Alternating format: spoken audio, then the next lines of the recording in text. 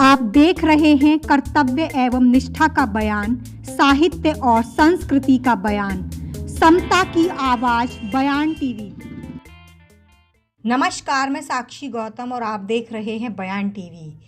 प्रतिबद्ध मासिक पत्रिका के 10 वर्ष पूरे होने पर प्रोफेसर आनंद प्रधान कहते हैं के समय में कोई पत्रिका चला ले जाना अपने आप में ही एक बहुत बड़ी उपलब्धि है।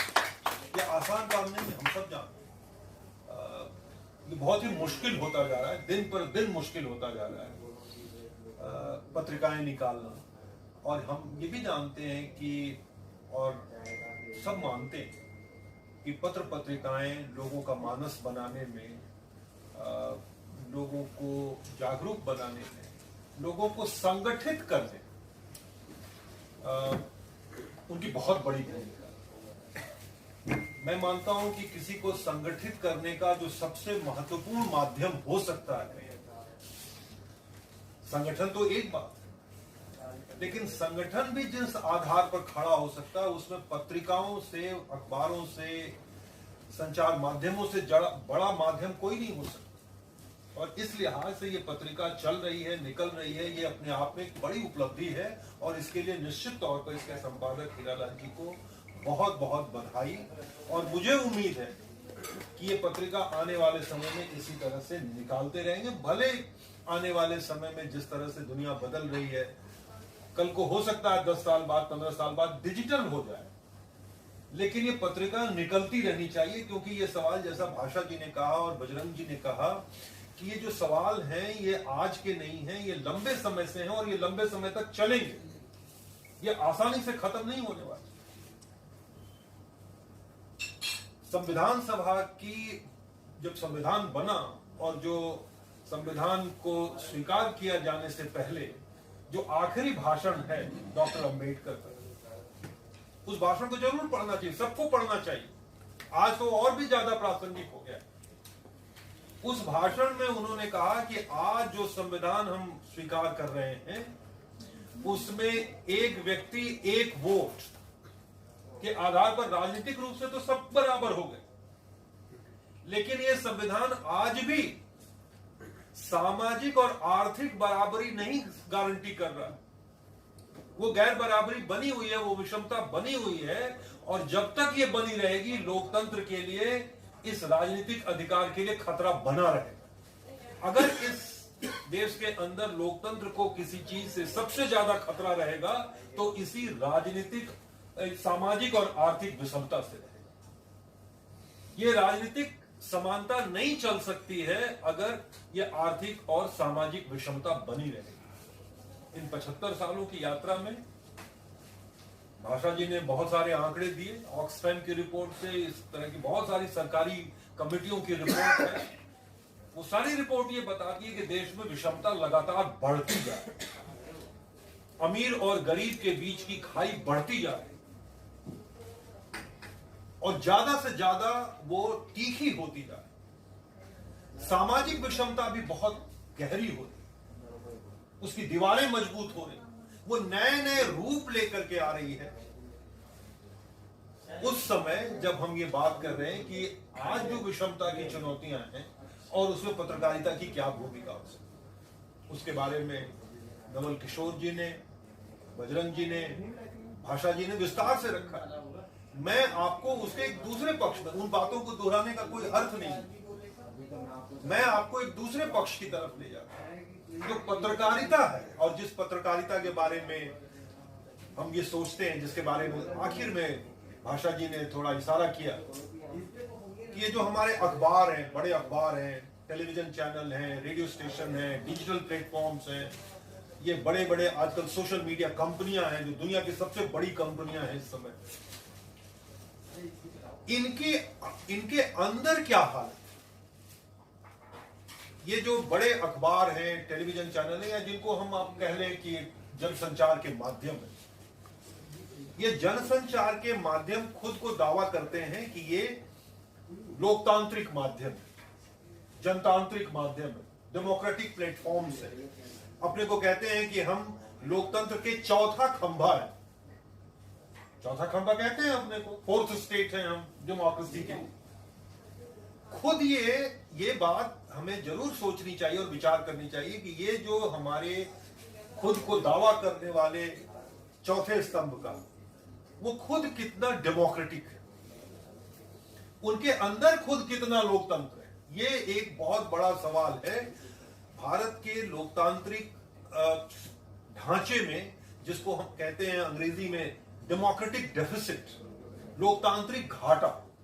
वो कई लोकतांत्रिक घाटे हैं। जाति का एक बहुत बड़ा सवाल है, वो एक बहुत बड़ा डेफिसिट है हमारे लोकतंत्र का, जो सामाजिक विषमता के रूप में दिखाई पड़ता है और बहुत बर्बर रूप में दिखाई पड़ता है। उसकी जो हिंसा है, जिसकी तरफ इशारा कर रहे थे बजरंग जी और भाषा जी, उन्होंने विस्तार से बताया इसके बारे में, उसकी जो बर्बरता, उसको अगर आप देखें और ये देखें कि जो मीडिया है, अगर वो अपने को कहता है कि हम लोकतांत्रिक हैं और हम चौथा स्तंभ हैं, तो उसमें कितना खुद लोकतंत्र है। लोकतंत्र क्या है? लोकतंत्र एक तरह से भागीदारी है, रिप्रेजेंटेशन है। और खुद इन अखबारों में, टेलीविजन चैनलों में, डिजिटल प्लेटफॉर्म्स में जो बड़ी कंपनियां चलाती हैं, उसके अंदर चाहे उनका मैनेजमेंट हो और चाहे उनका संपादकीय विभाग, उसमें इस देश के अंदर जो 80% लोग हैं या 90% लोग हैं, चाहे वो दलित हो, चाहे आदिवासी हो, चाहे अल्पसंख्यक हो, चाहे महिलाएं हो, उनकी भागीदारी कितनी? कितने संपादक हैं जो इन समाजों से आते हैं? कितने पत्रकार हैं जो इन समाजों से आते हैं? कितने टेलीविजन पर जो एंकर दिखाई पड़ते हैं, उसमें से कितने आदिवासी, कितने उसमें दलित हैं, कितने अल्पसंख्यक हैं, कितनी महिलाएं? न्यूज रूम में जो फैसला होता है कि कौन सी खबर हेडलाइन बनेगी, सुर्खी बनेगी, किस खबर को हम दिखाएंगे, क्योंकि हर दिन हजारों खबरें आती हैं समाचार कक्ष न्यूज रूम के अंदर, किसी टेलीविजन चैनल में, अखबार में, किस खबर को लिया जाएगा और कौन सी खबर पहले पेज पर पहली सुर्खी बनेगी, इसको फैसला कुछ लोग मिलकर करते हैं। वो जो फैसला करने वाले लोग हैं, उसमें समाज का, भारतीय समाज का कितना प्रतिनिधित्व है? ये एक तरह से कहिए तो जो खुद को सबसे ज्यादा लोकतांत्रिक कहता है मीडिया, और लोकतंत्र का अपने को कहता है कि हम सबसे बड़े डिफेंडर हैं, हम सबसे बड़े चैंपियन हैं, हम ही देश में लोकतंत्र को बचा सकते हैं, उसके अंदर खुद लोकतंत्र नहीं। कई ऐसी रिपोर्टें आई, मतलब 90 के दशक से शुरू हुआ। वॉशिंगटन पोस्ट के अमेरिका का एक बहुत बड़ा अखबार है, उसका एक रिपोर्टर यहां था, उसने पहली बार ये पूछा, क्योंकि ये अमेरिका में बहुत बड़ा सवाल है कि अमेरिकी न्यूज रूम में कितने अश्वेत हैं, और वहां पर उन्होंने ये नियम बनाया डाइवर्सिटी का कि वहां हर साल आपको इतने लोग लेने हैं अश्वेत समाज, वो कवर कर रहे हैं। हाँ, वो कोशिश कर रहे हैं। तो उन्होंने ये सवाल पूछा कि भाई भारत में कितने हैं जो दलित समाज से आते हैं, आदिवासी समाज से आते हैं, अल्पसंख्यक हैं। तो पता चला कि सब लोग एक दूसरे को पूछने लगे, कोई था ही नहीं, कोई संपादक नहीं था जो दलित समाज से हो, आदिवासी समाज से। तो फिर उस पर बहुत सारे लोगों ने फिर सोच शुरू किया। फिर बाद में योगेंद्र यादव, जितेंद्र कुमार ने एक रिसर्च किया दिल्ली के ही कुछ बड़े अखबारों में कि कितने इसमें दलित, पिछड़े, आदिवासी समाज से आते हैं, और पता चला कि उसमें मुश्किल से 3 से 4% लोग थे न्यूज रूम में। तो एक तरह से इतना ज्यादा जहां पर विषमता खुद, मतलब उस न्यूज रूम के अंदर है, और उसमें जो आ भी गए कुछ लोग, तो वो बहुत निचले स्तर पर, सब एडिटर लेवल पर, बहुत जूनियर रिपोर्टर पर, उनको महत्वपूर्ण जिम्मेवारियां नहीं दी जाती हैं, और वो प्रोग्रेस नहीं कर पाते, मतलब ऊपर नहीं जा पाते। और इसका नतीजा ये हो रहा है कि न्यूज रूम अपने आप में, क्योंकि जिस तरह के अनुभव लेकर के लोग आते हैं, जिस तरह के समाज से आते हैं, सवर्ण समाज से आ रहे हैं, उस तरह का अनुभव लेके आते हैं, उसी तरह की सोच लेके आते हैं, उसी तरह के लोगों के बीच में काम कर रहे हैं। इसलिए नतीजा ये होता है कि वो कभी इस बात को समझ नहीं पाते, उन सवालों को, उन मुद्दों को नहीं समझ सकते जो अलग अलग समाजों से लोग आते और उसमें न्यूज रूम में होते तो शायद खबरों की सुर्खियां कुछ बदल सकती थी। मैं ये नहीं कह रहा हूं कि पूरी तरह बदल जाती, क्योंकि वहां फिर पूंजी का भी सवाल है कि किसका पैसा लगा हुआ है और उसके हित क्या है। यह भी एक बहुत बड़ा सवाल। इस देश में जो बड़े अखबार और टेलीविजन चैनल है वो बड़े पूंजीपतियों के हैं। इसकी तरफ इशारा कर रही थी अंबानी, आज सबसे बड़ा मीडिया घराना है। उसके बाद बाकी जितने हैं वो सब भी बड़े पूंजीपति हैं और वो अखबार चलते हैं विज्ञापनों पर। विज्ञापन देने वाली भी कंपनियां सब बड़ी कंपनियां हैं, उनका जो इंटरेस्ट है और सरकार है और कंपनियां हैं और वो विज्ञापन देती हैं इसलिए कि आप के सामने एक जिस तरह का समाज वो रचती है विज्ञापनों में। अगर आप उस विज्ञापन के पर कुछ सवाल उठाएं, उस कंपनी पर सवाल उठाएं, तो आपको विज्ञापन नहीं मिलेगा।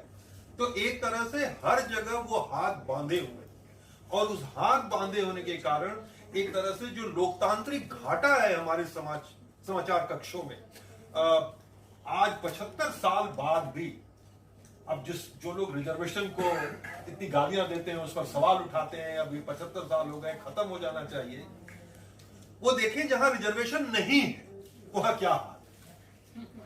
सबसे बड़ा तो समाचार कक्ष है, जितने भी टेलीविजन चैनल हैं, अखबार हैं, वो सब प्राइवेट हाथों में है, निजी कंपनियां हैं। वहां क्या हाल है? किस आधार पर आप कहते हो कि रिजर्वेशन खत्म कर दिया जाना चाहिए?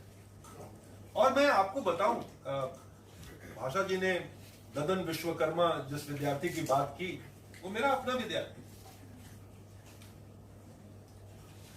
हर साल सरकारी संस्थानों में और देश में मतलब सैकड़ों विश्वविद्यालयों में और मेरे जैसे सरकारी संस्थान में हर साल हजारों विद्यार्थी एडमिशन लेते हैं पत्रकारिता में।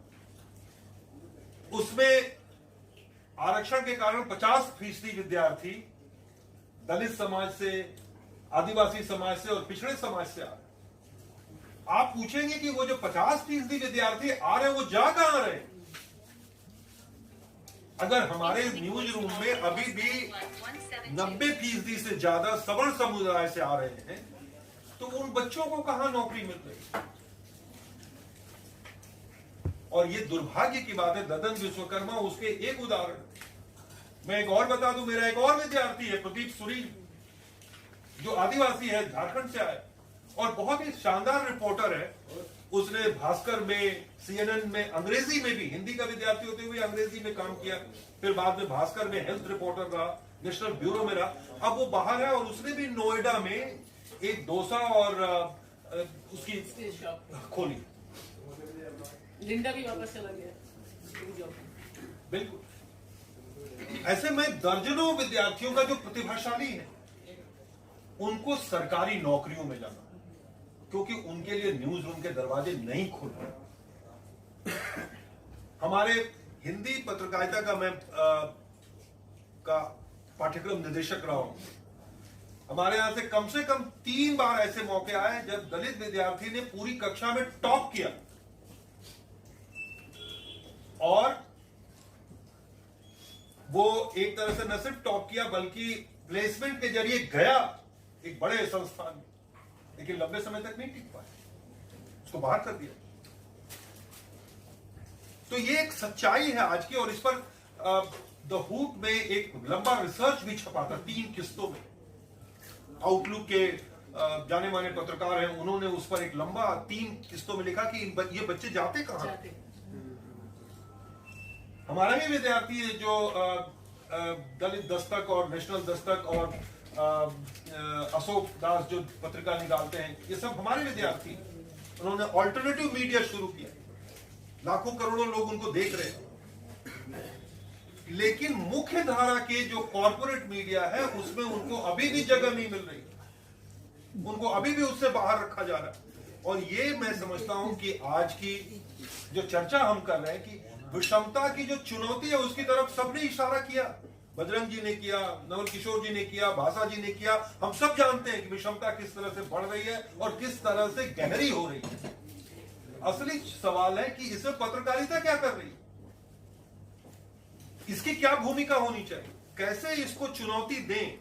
और जब तक उसके अंदर बदलाव नहीं होगा, उसमें उनकी कहानियां कहने वाले लोग नहीं आएंगे। जो प्रतिबद्ध जैसी पत्रिकाएं निकल रही हैं और ये कहानियां सामने ले आ रही हैं, इस तरह की बहुत सारी पत्रिकाएं निकल रही हैं, वो जब तक मेन स्ट्रीम में नहीं आएंगी, या जो सो कॉल्ड मेन स्ट्रीम है, पता नहीं कितने दिन तक अभी ये मेन स्ट्रीम रहेगा। चुनौती अब मिलनी चाहिए। मुझे लगता है कि धीरे धीरे हमें प्रतिबद्ध और इस तरह फॉरवर्ड प्रेस और इस तरह की पत्रिकाओं को मेन स्ट्रीम कहना चाहिए। ये किस दावे से मेन स्ट्रीम कहते हैं अपने को? तो मेन स्ट्रीम में जो सो कॉल्ड मेन स्ट्रीम है, उसमें किस तरह से इसको सुनिश्चित करने का अभियान। दूसरा, हमें यह भी करना चाहिए, मैं समझता हूं कि पाठक के नाते, दर्शक के नाते, श्रोता के नाते ये सब सवाल उठाते रहे। उनको, जिसको कहते हैं ना नेमिंग एंड शेमिंग, नाम लीजिए और उनको शर्मिंदा करिए, कहिए, जो अक्सर किया जाता है, बहुत सारे लोग करते हैं।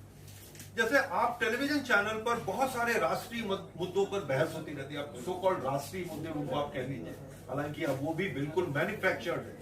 वो हर दिन जिस तरह से हिंदू मुसलमान पर ही बहस होती है, मंदिर मस्जिद पर ही बहस होती है, एक ट्वीट आ जाता है, सब उसी पे चलता है, उसी पर दिन भर बहस चलती रहती है। नवल किशोर जी किसानों का सवाल उठा रहे थे, खास करके जो सीमांत किसान है, छोटे किसान हैं, जो कमजोर वर्गों से आने वाले किसान हैं। आप देखिए कि एक सर्वे हुआ, CSDS ने किया था कोई 8-10 साल पहले। उस सर्वे में उन्होंने कई अंग्रेजी और हिंदी के अखबारों में ये देखने की कोशिश की कि ग्रामीण क्षेत्रों की और कृषि से संबंधित कितनी खबरें छपी, और सिर्फ 4% खबरें, सिर्फ 4%। 100 मतलब अगर आप कहिए कि 100 खबरों में सिर्फ 4 खबरें कृषि और ग्रामीण क्षेत्रों से संबंधित छपती हैं। बाकी सभी खबरों का ग्रामीण क्षेत्र और कृषि से कोई लेना देना नहीं है। वो आज तक के जो संस्थापक संपादक थे, सुरेंद्र प्रताप सिंह, SP सिंह, जिनका आप लोगों ने टीवी पर देखा होगा, उनका जल्दी निधन हो गया। SP सिंह एक बड़ी इंटरेस्टिंग बात कहा करते थे कि जिस भी खबर के आखिर में गा गे गी है कि ये बनेगा, ये होगा, फलाना होगा, ठिकाना होगा, भारत मतलब 2047 में ये हो जाएगा, मतलब सब लोग अमीर हो जाएंगे, सारी दुनिया से हम आगे बढ़ जाएंगे, जिस खबर के भी आखिर में गा गे घी है, ये खबर नहीं है, प्रचार है, विज्ञापन है, ये झूठ है। इसको खबर की तरह नहीं छापा जाना चाहिए।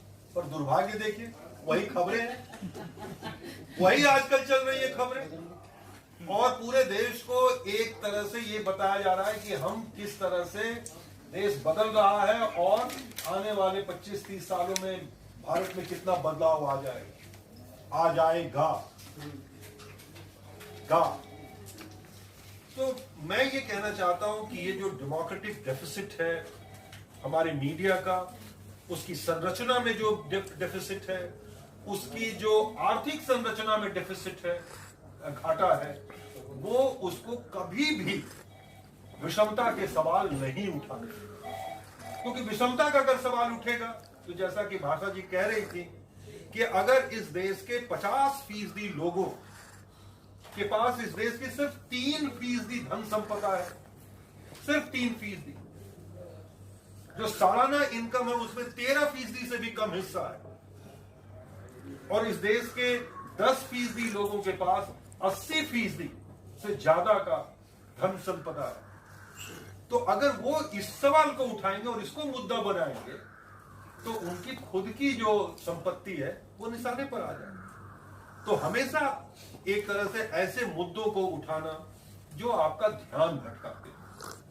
एक इल्यूजन क्रिएट करते हो, ऐसे मुद्दों को उठाना और बनाना जिसके बारे में नोम चोम्स्की जैसे विश्लेषक ये कहते हैं कि एक तरह से वो मैन्युफैक्चरिंग ऑफ कंसेंट, कि हर मुद्दे पर कि ये आम सहमति है, इस मुद्दे पर आम सहमति बना दी जाए। वो आम सहमति बनाने के लिए बहुत करीने से काम करते हैं, इतने करीने से काम किया जाता है, वो हर चीज जो बनाई जाती है वो उसका एक तरीका होता है। मैं आपको सिर्फ एक उदाहरण देकर के अपनी बात खत्म करूंगा। अक्सर आप अखबारों में किस तरह से ये कंसेंट बनाया जाता है कि हम सब लोग इसी में देश का भला है, इसी रास्ते पर देश को चलना चाहिए। ये जो समझ बनाई जाती है, हमारी समझदारी बनाई जाती है, ये बहुत एक सूक्ष्म तरीके से किया जाने वाला काम है। और ये जो बड़े पूंजीपतियों का मीडिया है वो इस काम को करता है। और कैसे करता है? जैसे आपको उदाहरण दूं कि मान लीजिए अगर इस देश में बिजली या रेलवे या मान लीजिए कि जैसे आजकल जेनेटिकली मॉडिफाइड क्रॉप है, इसको हमको अगर अनुमति दिलवाना है या बिजली विभाग का पूरी तरह से निजीकरण होना चाहिए, निजी क्षेत्र को दे दीजिए, इसके लिए कैसे वो बनाते हैं, भूमिका कैसे बनाई जाती है। मैंने एक ये बहुत बड़े भारत के अंदर काम करने वाले एक पब्लिक रिलेशन ऑफिसर का ये इंटरव्यू पढ़ा था जो अमेरिकी पत्रिका में छपा कि ये काम वो कैसे करते हैं। इसको कहते हैं लॉबिंग। इस लॉबिंग में पब्लिक रिलेशन भी शामिल है, इस लॉबिंग में एक तरह से लोगों का मानस बदलना भी है और लोगों के अंदर विचारों का जो मैन्युफैक्चर करते हैं उसको निर्मित करते हैं, वो है नहीं पर उसको निर्मित किया जाता है और थोप दिया जाता है लोगों पर, वो कैसे करते हैं। तो उन्होंने कहा कि हम ये कभी नहीं कहेंगे कि इसको प्राइवेटाइज कर दो सीधे। हम पहले क्या करेंगे, हम बहुत सारे जर्नलिस्टों संपादक को बुलाएंगे, उनको कहेंगे कि भाई देखिए भारत में जिस तरह से मांग बढ़ रही है बिजली की, उसके कारण आने वाले समय में बिजली की बहुत बड़ी कमी होने जा रही है। अभी भी देखिए बहुत सारे इलाकों में बिजली नहीं रहती है, बहुत सारी जगहों पर बिजली कटौती होती रहती है। आप इसके बारे में खूब रिपोर्टें छापना शुरू करें। तो रिपोर्टें छपने लगेंगी, बिजली की कटौती हो रही है, बिजली के कारण लोगों की बहुत मुश्किल बढ़ रही है, लोगों की जरूरतें बढ़ रही हैं, बिजली पूरी नहीं हो रही है। फिर उसी में ये छापना शुरू करिए कि ये सब बिजली विभाग, चूंकि सरकारी विभाग है, ये सब चोर होते हैं, ये सब पैसा खाते हैं और कुछ हद तक सही भी है, तो सब खाते हैं। तो इसके कारण एक तरह से बिजली विभाग को और उसके कर्मचारियों को, उसमें काम करने वाले लोगों को बदनाम करना शुरू करें। तो बदनामी शुरू हो जाएगी, रिपोर्टिंग होने लगी, उसमें आधा सच भी है आधा झूठ है, सब मिला जुला करके ये चलने लगेगा। अब पब्लिक का परसेप्शन बनने लगेगा कि हाँ भाई ये रेलवे में चूंकि सरकारी है इसलिए सब गड़बड़ है। देखिए हवाई जहाज को प्राइवेटाइज कर दिया गया, प्राइवेट सर्विसेज के पास चला गया, देखिए उसमें कितनी अच्छी व्यवस्था हो गई। और ये धीरे धीरे धीरे धीरे धीरे धीरे एक तरह से माहौल बनाते हुए एक समय ऐसा आप माहौल बना दीजिए, जैसे मान लीजिए कि आप जीएम क्रॉप को अनुमति दिलानी है, तो ऐसा माहौल बना दीजिए कि अखबारों में कुछ एग्रीकल्चरल इंस्टीट्यूट को, जैसे ये कह रहे थे बजरंग जी ना कि यूजीसी से पैसा लेकर के रिसर्च के लिए, तो फंडिंग दे दीजिए रिसर्च साइंटिस्ट को, इनको उनको रिपोर्टें तैयार करवाई। उसमें आएगा कि अगले 20 साल में भारत की आबादी इतनी होगी, नहीं कर दिया कर दिया। हाँ। तो उसमें क्या होगा कि आपको अगले 20 साल में भारत की आबादी इतनी बढ़ जाएगी और उस समय चूंकि भारत में अन्न का उत्पादन उस गति से नहीं बढ़ रहा है जिस गति से जनसंख्या बढ़ रही है, तो भारत में एक तरह से अन्न का संकट आएगा और अन्न के संकट के कारण भारत में भी अफ्रीका की तरफ फूड रॉयट्स होने लगेंगे। एक ऐसा पिक्चर क्रिएट करिए कि लोग डर जाए कि भारत में बिजली की कमी ऐसी होगी कि मतलब रात में भी बिजली नहीं रहेगी, लोग एकदम मुश्किल में पड़ जाएंगे, सब कुछ बैठ जाएगा। या रेलवे के बारे में इसी तरह फैलाइए, पानी के बारे में इसी तरह का करिए। जब ये सब हो जाए और लोग कहने लगे भाई इसका उपाय क्या है, इसका उपाय क्या है, इसे कैसे बचा जा सकता है, तब आप कुछ ऐसे लेख छापना शुरू करिए, कुछ ऐसे इंटरव्यूज करिए जिसे बताइए कि इसका एक ही उपाय है, निजीकरण। निजी हाथों में दे दीजिए। देखिए अमेरिका में कितनी अच्छी व्यवस्था है, यूरोप में कितनी अच्छी व्यवस्था है और सब लोग स्वीकार कर देंगे। There is no alternative, TINA factor उसको वो कहते हैं कि देयर इज नो ऑल्टरनेटिव, इसके अलावा और कोई विकल्प नहीं है, तो यही करिए। ये एक तरह से बहुत करीने से, ऐसे मैं आपको सैकड़ों उदाहरण दे सकता हूं जिसके जरिए मीडिया में मुद्दों के बारे में रोजाना की बहसों के जरिए जो हमारे, जिसकी तरफ बहुत विस्तार से भाषा जी ने कहा, मैं उसको दोहराना नहीं चाहता, लेकिन भारत में जिस तरह से लोगों के अंदर एक जहर भरा जा रहा है, जिस तरह का जहर भरा जा रहा है, दुनिया में बहुत सारे देशों के ऐसे उदाहरण हैं कि इस तरह से मीडिया ने लोगों के दिमाग को जितना जहरीला बनाया, हिंदू मुसलमान के नाम पर, हिंदू ईसाई के नाम पर, जातियों के नाम पर, उसका अंत ये हुआ कि वहां पर बड़े, जिसको कहते हैं गृहयुद्ध, जेनोसाइड, नरसंहार हुआ। तो हम एक तरह से सावधान रहने की जरूरत है, इस पर सवाल उठाने की जरूरत है, और कुछ मामलों में हमें ये कोशिश करनी चाहिए कि प्रतिबद्ध जैसी पत्रिकाएं, छोटी छोटी पत्रिकाएं मजबूत हो, वो खड़ी हो, आगे बढ़े। इनका मुकाबला तो करना हमारे लिए इतना आसान नहीं, लेकिन अगर ये जो छोटे छोटे चिराग जल रहे हैं, थोड़ी रोशनी तो इनसे हो रही है, ये तो मानना पड़ेगा। अगर ये रोशनियां भी बुझ गई तो आप कल्पना कर सकते हैं कि हम किस जगह और कहां खड़े होंगे। उस अंधेरे में हमें शायद रास्ता भी नहीं पता चलेगा, और हम सब लोग भेड़ बकरियों की तरह उसी अंधेरे में ले जाकर के गिरा दिए जाएंगे, जहां आप कल्पना करिए कि क्या हो सकता है। तो मैं यही कह के अपनी बात खत्म करता हूं।